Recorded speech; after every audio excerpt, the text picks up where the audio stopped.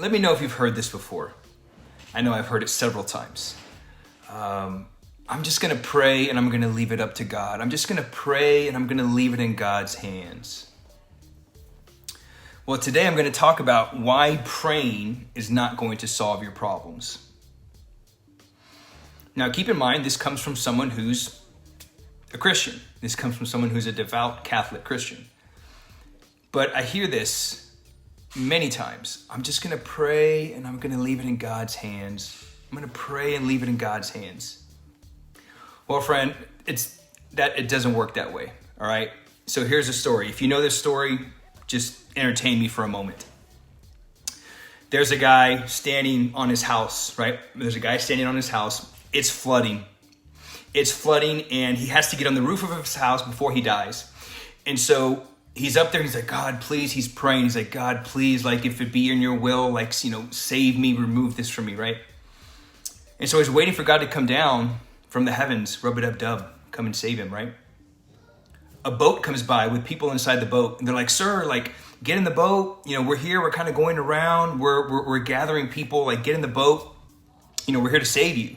He's like, no. I'm having faith. I'm expecting, God's going to come and save me. I'm praying. I'm having faith that God is going to save me from this flooding water. So he turns it away.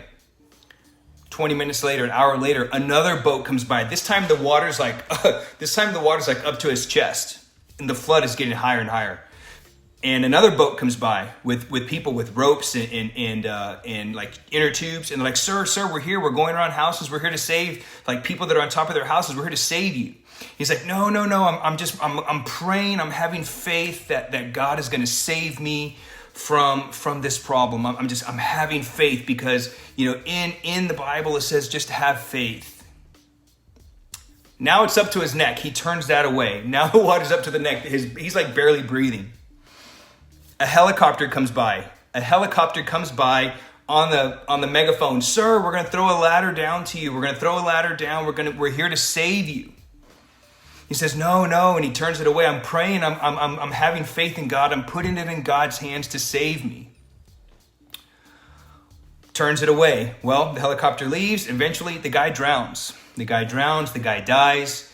And eventually, he's standing before the gates of St. Peter. And he, is facing judgment. And he asks God. He said, God, you said that all I had to do was have faith and pray and have faith and put it in your hands and you would save me. But why did you let me die?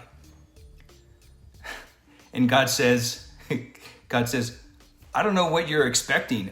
I sent you a boat, you turned it away. I sent you another boat with inner tubes, you sent it away. I even sent you a helicopter and you turned it away.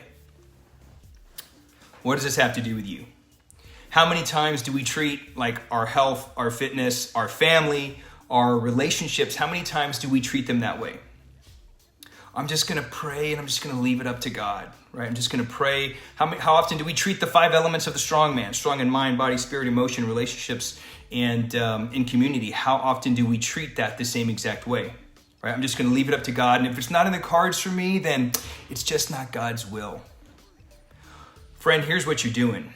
If you're following that mindset of I'm just going to pray and leave it in God's hands, here's what you're doing. If you have the mindset of I'm just going to pray and leave it in God's hands, you're pawning off making the decision for yourself. You can't keep dumping this off on God. Again, keep in mind, this is coming from a Christian, okay?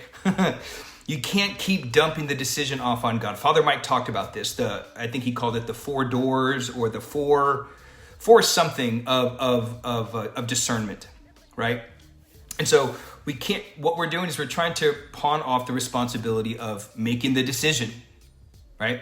And so Father Mike, he talks about these 4 doors. So it's kind of like if you were approached with an opportunity or to make a decision, he says, look at it through these 4 doors. Is the door, is the door good? Like, is this a good thing that you might have an opportunity to do, whether it's the career or going to school or getting in shape, like whatever that is. Is it good? Okay. Is it available to you? Right? I think he uses the example of, he's like, I don't need to know if I can play in the NBA or not. He goes like, I'm like for me, this is an example. Like, I don't need to know if I can play in the NBA. I'm like barely 5'10".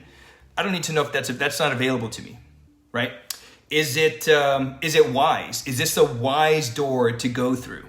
Would this benefit me? Would this thing be a good thing and wise decision for me? The third one is, do I want to do it?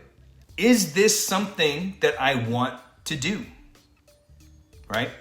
And at the end of the day, where the rubber meets the road is we need to make the decision and know that God's going to be there on the other side, whether we do it or whether we don't do it, right? But ultimately, you can't keep pawning off, I'm just going to pray about it and leave it in God's hands.